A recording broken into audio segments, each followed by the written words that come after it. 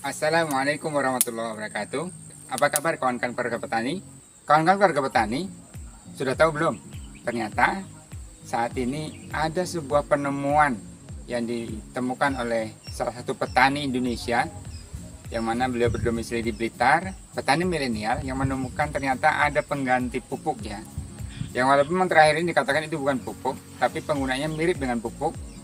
Jadi bahkan bisa melakukan penghematan atau pengiritan dari penggunaan pupuk kimia sampai 80%. Ini cukup signifikan. Berbagai uji coba sudah dilakukan bertahun-tahun. Bahkan di Blitar sudah berkembang selama 3 tahun sejak 2019.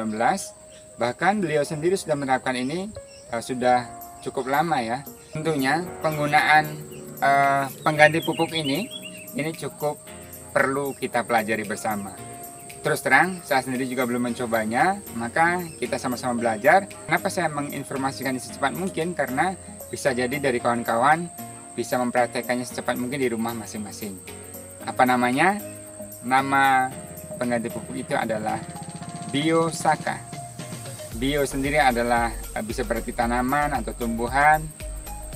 Saka adalah sebuah gerakan ya, namanya adalah SAKA, selamatkan alam, kembali ke alam. Jadi ini full organik bahkan tanpa fermentasi. Nah, apa sih yang digunakan untuk pengganti pupuk ini? Ternyata bahannya simpel kawan-kawan. Bahannya hanya menggunakan tumbuh-tumbuhan yang ada di sekitar kita. Apapun itu, dedaunan, rumputan itu bisa, tetapi dengan berbagai catatan. Ya nanti akan sama-sama kita pelajari bersama. Jadi kita sambil mencari ya, kita sambil mencoba juga apakah Biosaka ini bisa kita gunakan.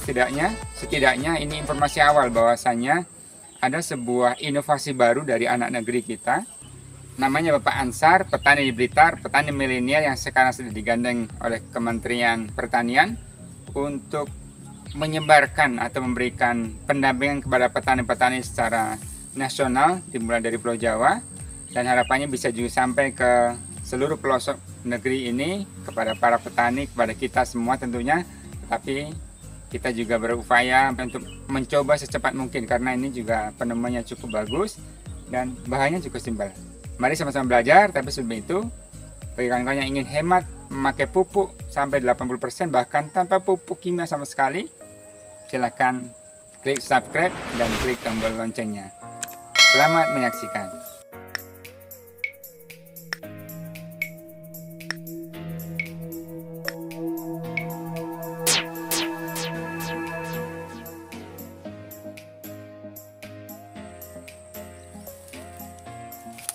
Baik kawan-kawan keluarga petani, menurut penjelasan Bapak Ansar, dikatakan bahwasanya seluruh tanaman, dedaunan, rumputan itu bisa digunakan sebagai materi ataupun bahan atau nutrisi dari Biosaka.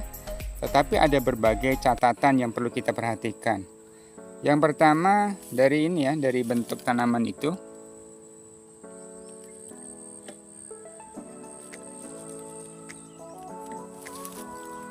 Jadi sebagai catatan ya, misal kita melihat daun ubi seperti ini ya, yang sudah menguning seperti ini pasti tidak digunakan. Kenapa demikian? Karena tanaman yang tidak normal, ini pasti hormonnya juga terhambat pertumbuhannya. Dan ini juga bisa jadi mengandung penyakit, dan ini juga berbahaya bagi tanaman. Ketika ini kita gunakan sebagai materi ataupun bahan Biosaka, ini justru berpotensi untuk menularkan penyakit kepada tanaman yang akan kita berikan perlakuan. Nah, caranya bagaimana? Kita bisa mencari dedaunan yang lain. Daun apapun itu bisa ya. Misal kita melihat seperti ini. Bahkan kalau Bapak Ansar itu sekilas saja dia melihat tampilan sebuah tanaman atau sebuah daun gitu ya. Misal ada yang tidak normal seperti ini, langsung beliau eliminir ya, tidak beliau ambil karena ini pasti tidak normal seperti itu. Nah, kalau seperti ini diperhatikan lagi, ini juga sepertinya subur ya, tetapi ini ada seperti ini sudah dimakan belalang atau ulat gitu ya. Ini juga tidak dipakai. Jadi harus benar-benar perfect, karena harapannya disitulah sebagai cikal bakal mungkin hormon atau kandungan yang terbaik yang akan diberikan untuk sebagai pengganti pupuk, bahkan sebagai ini ya pestisida nabati bagi tanaman yang akan kita berikan perlakuan. Nah, kalau kita lihat daun ini sepertinya bisa yang bagian bawah ini bolong ya, kita ambil yang normal saja. Dan satu lagi, ada juga catatan bahwasanya yang dipilih itu tidak boleh terlalu hijau ya, terlalu hijau pekat juga tidak boleh. Itu cuma menandakan tidak ini ya, tidak bagus, karena biasanya kalau terlalu hijau itu juga berpotensi untuk mengundang hama ya. Ini ada juga bercaknya, bercak seperti ini. Menurut pelajaran yang diberikan oleh beliau, ini juga tidak boleh dipakai, jadi ini kita buang saja. Kita cari yang lain.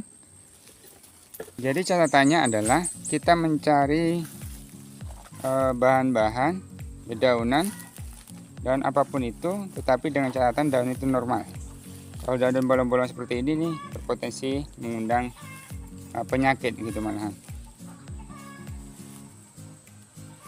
Ini sepertinya banyak penyakit di sini ya, jadi kita tidak mengambilnya.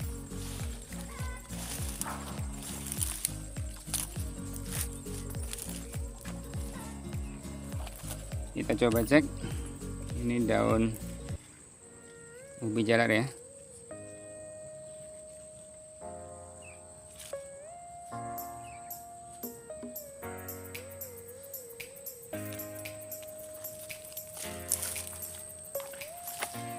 Oh, ini malah ada ubinya,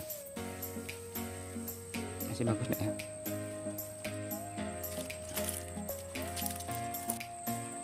Kita cari sampai ketemu yang benar-benar normal ya.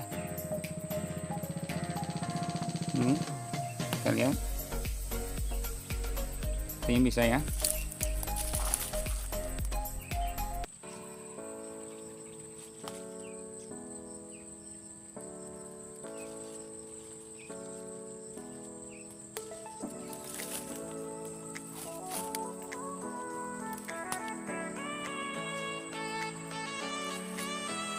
Kenapa saya pilih yang ini ya? Ini kan baru tumbuh ya, baru tumbuh.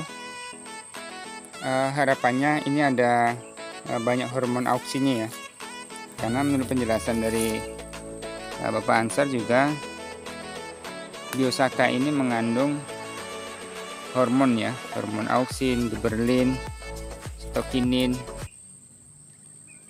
Bisa jadi karena ini ya, tanaman-tanaman ataupun dedaunan yang kita ambil itu memang banyak mengandung itu ya. Jadi bagi daun yang sudah terlalu tua, itu otomatis juga hormonnya juga sudah sangat berkurang, bahkan tidak ada lagi. Nah, sebaiknya kita pilih yang muda tetapi tidak terlalu pigmen daunnya tidak terlalu hijau ya. Sekali lagi, daun apapun bisa, menurut beliau seperti itu, masuk tanaman-tanaman ini. Cuman ini rata-rata banyak yang berlubang ya. Ini, jadi ini berbahaya untuk kita gunakan sebagai biosaka ya. Ini bolong semua, jadi kita agak sulit sepertinya di sini. Kita nyari tempat lainnya. Ini daun pepaya, ambil satu aja ya.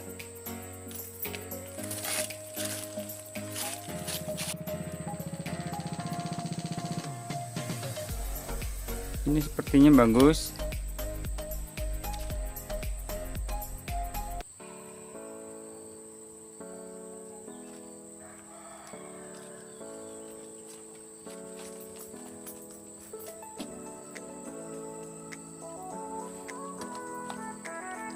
Kita coba juga daun nangka.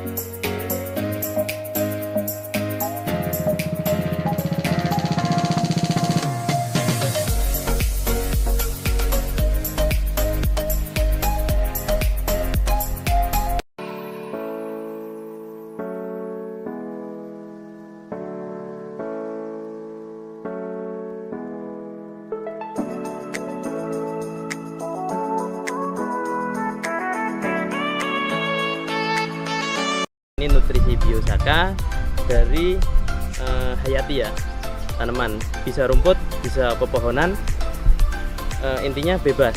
Jadi kita milih. Ini ketika di lab ya ini NPK, sulfur, magnesium semua dan teman-temannya termasuk hormon auksin, giberlin, sitokinin, asam amino.